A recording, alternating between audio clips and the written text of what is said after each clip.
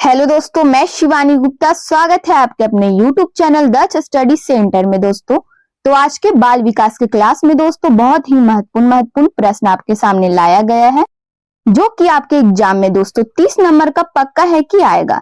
इसीलिए आप वीडियो के अंतिम समय तक अवश्य बने रहें ताकि आपको हर प्रश्न से संपूर्ण जानकारी प्राप्त हो सके। अतः बिना समय गवाए दोस्तों हम लोग पहले प्रश्न पर ध्यान देंगे, जो कि हमारा बहुत ही इंपॉर्टेंट प्रश्न है। दोस्तों रोहिलखंड में 1857 के विद्रोह का सेनापति कौन था? ए में है दोस्तों अहमदुल्ला, बी में है बेगम हजरत महल, सी में है दोस्तों जंग बहादुर राणा, डी में दोस्तों तात्या टोपे। बताइए दोस्तों इनमें से हमारा इसका उत्तर क्या होगा? रोहिलखंड में 1857 के विद्रोह का सेनापति कौन था दोस्तों? तो इनमें से हमारा सही उत्तर क्या होगा बताइए। अगर आपको किसी भी प्रश्न का उत्तर पता हो दोस्तों तो आप कमेंट बॉक्स में हमें लिखकर बता सकते हैं। तो इनमें से हमारा इसका सही उत्तर है दोस्तों A option Ahmadullah. A option हमारा इसका उत्तर हो जाएगा। अगले प्रश्न पर ध्यान देंगे दोस्तों, जो कि हमारा बहुत ही महत्वपूर्ण है। डोडा बेटा चोटी निम्नलिखित में से किस पहाड़ी श्रृंखला में स्थित है? बताइए दोस्तों।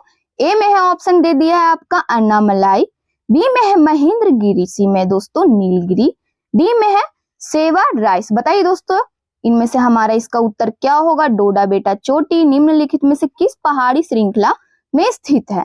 तो इनमें से हमारा इसका सही उत्तर है दोस्तों नीलगिरी पहाड़ी श्रृंखला में स्थित है। सी ऑप्शन हमारा इसका उत्तर हो जाएगा नीलगिरी। अगले प्रश्न पर ध्यान देंगे दोस्तों, निर्यात आय में कृषि का क्या योगदान है? बताइए दोस्तों निर्यात आय में कृषि का क्या योगदान है? 10%, 20%, या सी में दोस्तों 30%, डी में है 25%। बताइए दोस्तों इनमें से हमारा इसका उत्तर क्या होगा? निर्यात आय में कृषि का योगदान है, बताइए दोस्तों कितना है? 10%, 10% हमारा इसका उत्तर हो जाएगा। ए ऑप्शन हमारा इसका उत्तर है। अगले प्रश्न पर ध्यान देंगे दोस्तों, कुंवर सिंह ने अपना अंतिम युद्ध किस अंग्रेज कप्तान के विरुद्ध लड़ा था? बताइए दोस्तों डगल्स, लुगार्ड के विरुद्ध, या दोस्तों सी में है महान के विरुद्ध, या डी में दोस्तों आयरे के विरुद्ध। बताइए दोस्तों इनमें से हमारा इसका उत्तर क्या होगा? कुंवर सिंह ने अपना अंतिम युद्ध किस अंग्रेज कप्तान के विरुद्ध लड़ा था? तो बताइए दोस्तों इनमें से हमारा इसका उत्तर क्या होगा? महान के विरुद्ध, बी। सी ऑप्शन हमारा इसका उत्तर हो जाएगा। सी ऑप्शन हमारा इसका उत्तर है महान के विरुद्ध। अगले प्रश्न पर ध्यान देंगे दोस्तों, खबरों में रहे बंधन एक्सप्रेस और मैत्री एक्सप्रेस भारत और किस देश के बीच चलती है? बताइए दोस्तों नेपाल, श्रीलंका, सी में है बांग्लादेश, डी में है म्यांमार। तो इनमें से हमारा इसका उत्तर क्या होगा दोस्तों बताइए। बंधन एक्सप्रेस और मैत्री एक्सप्रेस भारत और किस देश के बीच चलती है? तो इनमें से हमारा इसका उत्तर क्या होगा दोस्तों बताइए। बांग्लादेश, भारत और बांग्लादेश के बीच चलती है। सी ऑप्शन हमारा इसका उत्तर हो जाएगा। अगले प्रश्न पर ध्यान देंगे दोस्तों, डीडीटी और एल्यूमिनियम के डिब्बे ... के उदाहरण है। बताइए दोस्तों क्या होगा इनमें से हमारा इसका उत्तर। ए में ऑप्शन दे दिया है दोस्तों प्राथमिक प्रदूषक, बी में है माध्यमिक प्रदूषक, सी में दोस्तों बायोडिग्रेडेबल प्रदूषक, या फिर डी में दोस्तों गैर बायोडिग्रेडेबल प्रदूषक। तो इनमें से हमारा इसका उत्तर क्या होगा दोस्तों बताइए। ... के जगह पे डी ऑप्शन हमारा इसका उत्तर हो जाएगा दोस्तों। ठीक है, डीडीटी और एल्यूमिनियम के डिब्बे गैर बायोडिग्रेडेबल प्रदूषक के उदाहरण है, अर्थात डी ऑप्शन हमारा इसका उत्तर हो जाएगा। अगले प्रश्न पर ध्यान देंगे दोस्तों, प्लास्टिक क्या है दोस्तों हमारा प्रश्न। प्लास्टिक कचरे के लिए निम्नलिखित में से कौन सा कथन गलत है? बताइए दोस्तों कौन सा कथन है जो गलत है।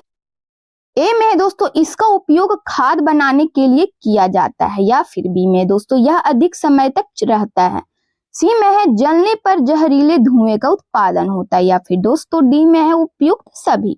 बताइए दोस्तों इनमें से हमारा इसका उत्तर क्या होगा। प्लास्टिक कचरे के लिए निम्नलिखित में से कौन सा कथन है जो गलत है? बताइए दोस्तों इनमें से हमारा इसका उत्तर क्या होगा। तो ए ऑप्शन इसका उपयोग खाद बनाने के लिए किया जाता है, ए ऑप्शन हमारा इसका कथन है जो दोस्तों गलत है। ठीक है, ए ऑप्शन हमारा इसका उत्तर हो जाएगा।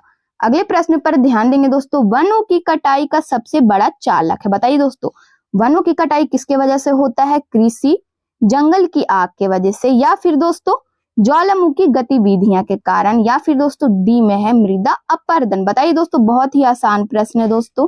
इसका उत्तर हमारा क्या होगा? वनों की जो कटाई होती है, सबसे बड़ा चालक इनमें से क्या है दोस्तों? तो मृदा अपरदन। मृदा के कटाव के वजह से वनों की कटाई होती है दोस्तों। डी ऑप्शन हमारा इसका उत्तर हो जाएगा। अगले प्रश्न पर ध्यान देंगे दोस्तों। ग्लोबल वार्मिंग पृथ्वी की जलवायु प्रणाली के ... में एक सदी के पैमाने पर वृद्धि देखी गई है। अधिकतम तापमान में एक सदी के पैमाने पर वृद्धि देखी गई होगा। बताइए दोस्तों क्या होगा? बी में है न्यूनतम तापमान, सी में है औसत तापमान, डी में दोस्तों सिर्फ तापमान। तो इनमें से हमारा इसका उत्तर क्या होगा दोस्तों? बताइए। ग्लोबल वार्मिंग पृथ्वी की जलवायु प्रणाली के औसत तापमान में क्या है दोस्तों? एक सदी के पैमाने पर वृद्धि देखी गई है, औसत तापमान। सी ऑप्शन हमारा इसका उत्तर हो जाएगा। अगले प्रश्न पर ध्यान देंगे दोस्तों। काला हिरण। काला हिरण निम्नलिखित में से किस श्रेणी के जीवों से संबंधित है? बताइए दोस्तों। विलुप्त प्रजातियां, या फिर बी में दोस्तों दुर्लभ प्रजातियां, या फिर सी में दोस्तों स्थानिक प्रजातियां, डी में है लुप्त प्राय प्रजातियां। तो इनमें से हमारा इसका उत्तर क्या होगा दोस्तों? बताइए। काला हिरण निम्नलिखित में से किस श्रेणी के जीवों से संबंधित है? बताइए दोस्तों। इनमें से हमारा इसका उत्तर क्या होगा? लुप्त प्राय प्रजातियां। डी ऑप्शन आपका सही हो जाएगा। अगला प्रश्न हमारा है दोस्तों। 5 लोगों की औसत आयु 42 वर्ष है। दूसरे समूह में 8 लोग हैं जिनकी औसत आयु कितनी है दोस्तों? 81 वर्ष है। जब दोनों समूहों को मिलाया जाता है तो सभी लोगों की औसत आयु कितनी होती है? बताइए दोस्तों। इनमें से हमारा इसका उत्तर क्या होगा? 64 ईयर, 66 ईयर, या फिर सी में दोस्तों 61.5 ईयर, डी में दोस्तों 70 ईयर्स। तो इनमें से हमारा इसका उत्तर क्या होगा दोस्तों? बताइए। बी ऑप्शन हमारा इसका उत्तर हो जाएगा 66 वर्ष।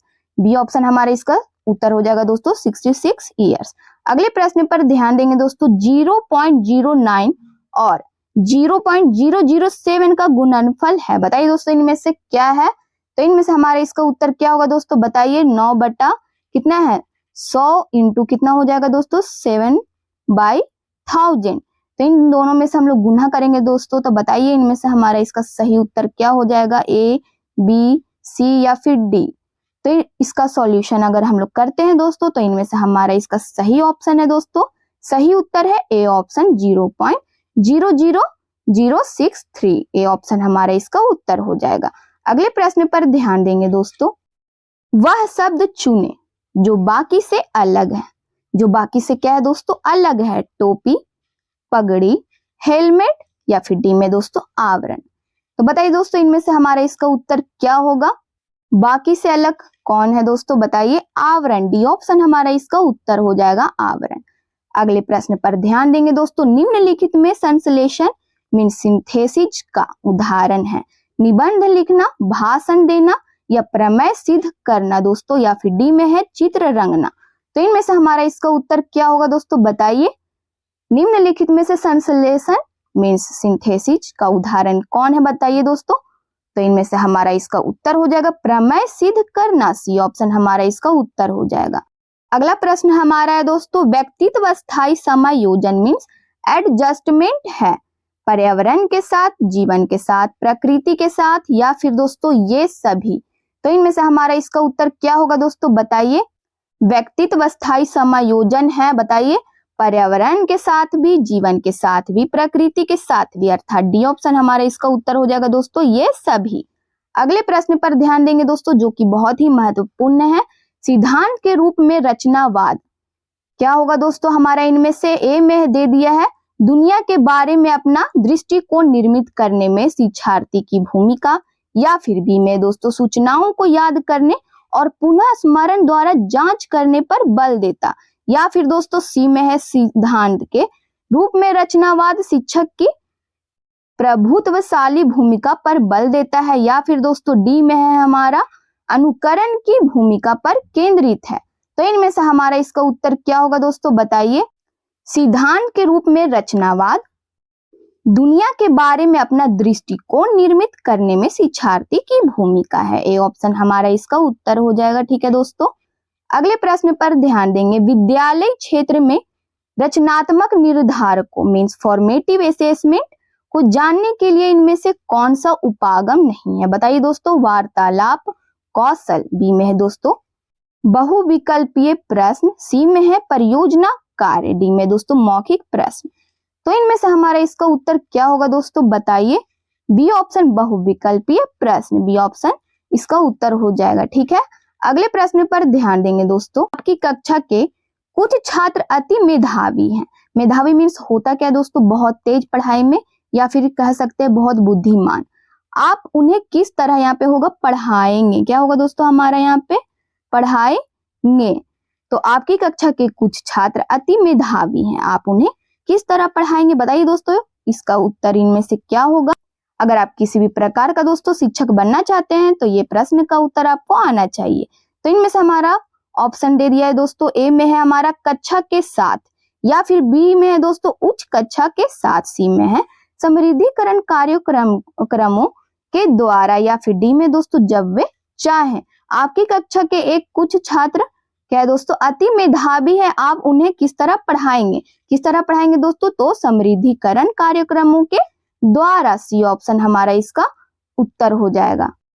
अगले प्रश्न पर ध्यान देंगे दोस्तों। नैदानिक परीक्षा का मुख्य उद्देश्य है कक्षा में प्रदर्शन के दौरान सामान्यतः कमजोर क्षेत्र को चिन्हित करना, या फिर बी में दोस्तों उपचारात्मक कार्यक्रम की विशेष प्रकृति आवश्यकता, या फिर सी में दोस्तों अकादमिक कठिनाइयों के कारणों का पता लगाना, डी में दोस्तों छात्र की कठिनाइयों की विशेष प्रकृति को जानना। तो इनमें से हमारा इसका उत्तर क्या होगा दोस्तों, बताइए। नैदानिक परीक्षा का मुख्य उद्देश्य क्या होता है, तो इनमें से हमारा इसका उत्तर क्या होगा दोस्तों, बताइए। नैदानिक परीक्षा का मुख्य उद्देश्य होता है दोस्तों अकादमिक कठिनाइयों के कारणों को पता लगाना। सी ऑप्शन हमारा इसका उत्तर हो जाएगा। अगले प्रश्न पर ध्यान देंगे दोस्तों। शिक्षक को गृह कार्य की जांच करनी चाहिए, बताइए दोस्तों कब करनी चाहिए, कभी कभी या कभी नहीं। सी में दोस्तों नियमित, या फिर डी में है जब छात्र कहें। तो इनमें से हमारे इसका उत्तर क्या होगा दोस्तों, बताइए। अगर आप किसी भी प्रकार के शिक्षक बनना चाहते हैं दोस्तों तो ये प्रश्न आपके लिए बहुत ही महत्वपूर्ण है। शिक्षक को गृह कार्य की जांच करनी चाहिए, कब दोस्तों, तो नियमित, लगातार। सी ऑप्शन हमारा इसका उत्तर हो जाएगा दोस्तों नियमित। अगले प्रश्न पर ध्यान देंगे दोस्तों। बुरी आदतों को सुधारा जा सकता है कैसे दोस्तों, डांट डपट कर। बी में है दोषारोपण द्वारा, सी में दोस्तों अनुबंधन द्वारा, या फिर डी में है ये सभी। तो इनमें से हमारा इसका उत्तर क्या होगा दोस्तों, बताइए। बुरी आदतों को सुधारा जा सकता है अनुबंधन द्वारा। सी ऑप्शन हमारा इसका उत्तर है। अगले प्रश्न पर ध्यान देंगे दोस्तों। संकलनात्मक परामर्श के जन्मदाता है, बताइए दोस्तों। ए में है थॉर्न, बी में है रोजर्स, सी में है विलियमसन, डी में दोस्तों इनमें से कोई नहीं। तो इनमें से हमारा इसका उत्तर क्या होगा दोस्तों, बताइए। संकलनात्मक परामर्श के जन्मदाता कौन है दोस्तों, तो थॉर्न है, थॉर्न है। ए ऑप्शन हमारा इसका उत्तर हो जाएगा थॉर्नडाइक। ठीक है, अगले प्रश्न पर ध्यान देंगे दोस्तों। निम्नलिखित में से कौन सा एक आधारभूत सहायता का उदाहरण है। शिक्षार्थियों को प्रेरित करने वाले भाषण देना, या फिर बी में दोस्तों प्रश्न पूछने को बढ़ावा दिए बिना स्पष्टीकरण देना, या फिर दोस्तों सी में है मूर्त और अमूर्त दोनों प्रकार के उपहार देना, डी में है अनुबोधन और संकेत देना तथा नाजुक स्थितियों पर प्रश्न पूछना। तो इनमें से हमारा इसका उत्तर क्या होगा दोस्तों, बताइए। निम्नलिखित में से कौन सा एक आधारभूत सहायता का उदाहरण है। तो इनमें से हमारा इसका उत्तर क्या होगा दोस्तों, डी ऑप्शन अनुबोधन और संकेत देना तथा नाजुक स्थितियों पर प्रश्न पूछना, डी ऑप्शन हमारा इसका उत्तर हो जाएगा। प्रश्न हमारा दोस्तों, शिक्षार्थियों द्वारा की गई गलतियां और त्रुटियां शिक्षक और शिक्षार्थियों की असफलता के सूचक है, या फिर बी में दोस्तों उनके चिंतन को समझने के अवसर के रूप में देखी जानी चाहिए, या फिर सी में दोस्तों कठोरता से निपटाई जानी चाहिए, डी में बच्चों को कमजोर अथवा उत्कृष्ट चिन्हित करने के अच्छे अवसर हैं। बताइए दोस्तों इनमें से हमारा इसका उत्तर क्या होगा। शिक्षार्थियों द्वारा की गई गलतियां और त्रुटियां शिक्षक और शिक्षार्थियों की असफलता के सूचक है। ये ऑप्शन हमारा इसका उत्तर हो जाएगा। अगले प्रश्न पर ध्यान देंगे दोस्तों। निम्न में से कौन सा परामर्श का एक तत्व नहीं है। साक्षात्कार, विश्वास या वृत्तिक वृद्धि है। डी में क्या है दोस्तों, संप्रेषण। तो इनमें से हमारा इसका उत्तर क्या होगा दोस्तों, बताइए। निम्न में से कौन सा परामर्श का एक तत्व नहीं है। वृत्तिक वृद्धि, सी ऑप्शन हमारा इसका उत्तर हो जाएगा दोस्तों। वृत्तिक वृद्धि एक तत्व नहीं है परामर्श का।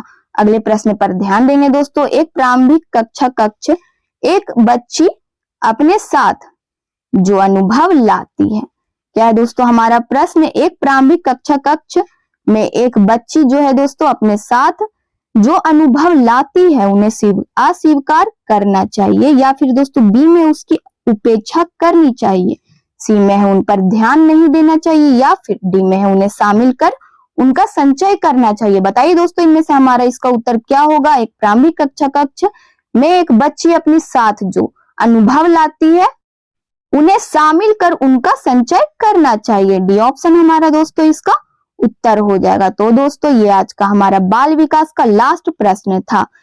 यदि आप चैनल को पहली बार विजिट कर रहे दोस्तों तो चैनल को अवश्य सब्सक्राइब कर ले, बेल आइकन को ऑल में प्रेस कर ले, और दोस्तों वीडियो को अवश्य लाइक करें और अपने स्टडी ग्रुप में दोस्तों जरूर से जरूर शेयर करें। कमेंट बॉक्स में अपना प्रतिक्रिया देते रहें। जिन प्रश्नों का आपको उत्तर जवाब पता हो तो आप कमेंट बॉक्स में लिखकर बताएं दोस्तों। और अगर आपको बाल विकास का पीडीएफ चाहिए तो दिए गए नंबर पर आप व्हाट्सएप करें, अपना डिटेल्स भेजें और महाराज सर के द्वारा आपको पीडीएफ प्रोवाइड करा दिया जाएगा। थैंक यू दोस्तों। जय हिंद, जय भारत।